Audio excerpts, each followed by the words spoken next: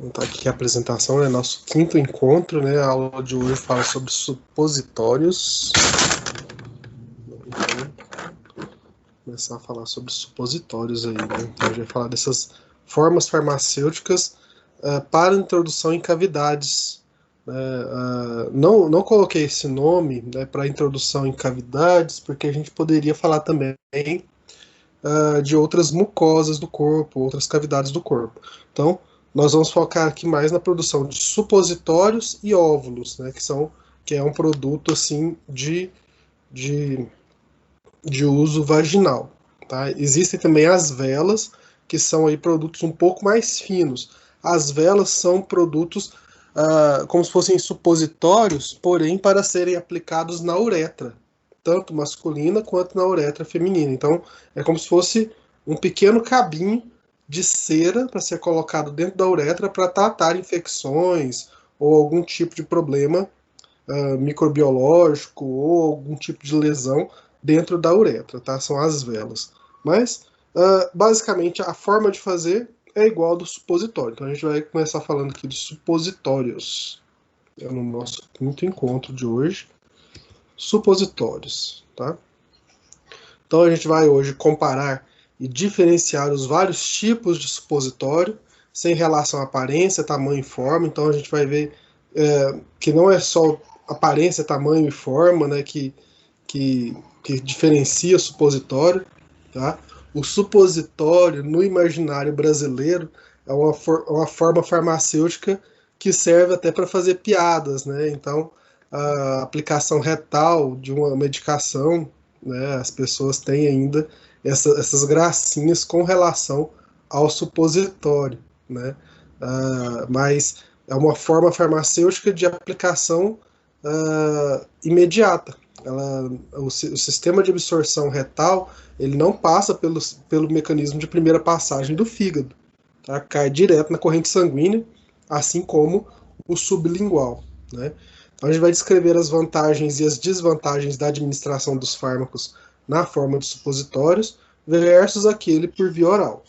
Vamos identificar e explicar os fatores fisiológicos que afetam a absorção dos fármacos por meio de supositórios administrados por via retal. Vamos identificar e explicar os fatores físico-químicos dos fármacos e a base utilizada para a preparação do supositório e a sua influência na absorção retal. Comparar e diferenciar as várias bases para supositórios e descrever os 3 métodos de preparação de supositórios. Gerar uma lista de pontos-chave de aconselhamento que o farmacêutico deve fornecer ao paciente que recebeu a prescrição de fármaco sob a forma de supositório. A gente vai começar aqui de baixo para cima, né? Vamos falar dessa lista de pontos-chave, né? Então, a primeira coisa é orientar a pessoa da via de administração que o médico prescreveu para ela, né? Então, o supositório nada mais é do que uma via de administração de medicamento, tá? E ela é uma via de administração bastante segura, ela tem um desconforto, né, por ser uma via de aplicação anal, retal, ela tem esse desconforto, só que os efeitos são bem mais rápidos, né, por ter aí esse mecanismo de primeira passagem que não ocorre.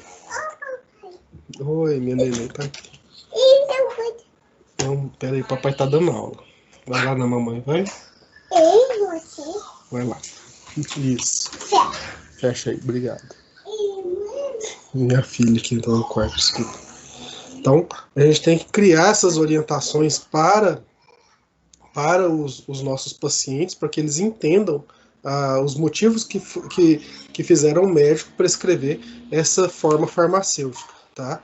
Às vezes a pessoa tem algum problema no trato gastrointestinal, tá tendo algum problema ali de vômitos e outras mais. A gente vai falar dessas vantagens e desvantagens do uso, né? Eu acho que a única desvantagem mesmo seria o incômodo de um processo meio que invasivo. Só um minuto.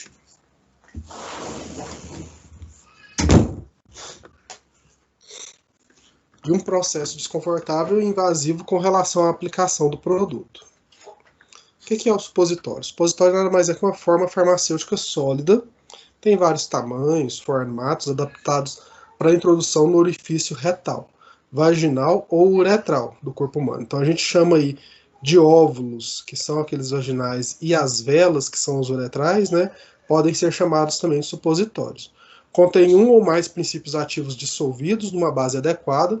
Eles usualmente se fundem, derretem ou dissolvem na temperatura do corpo. Então, se você vai colocar uma base num orifício retal, ou vaginal, ou uretral, pressupõe-se que na temperatura do corpo humano, aproximadamente aí 35, 36, 37 graus, dependendo da febre da pessoa, né?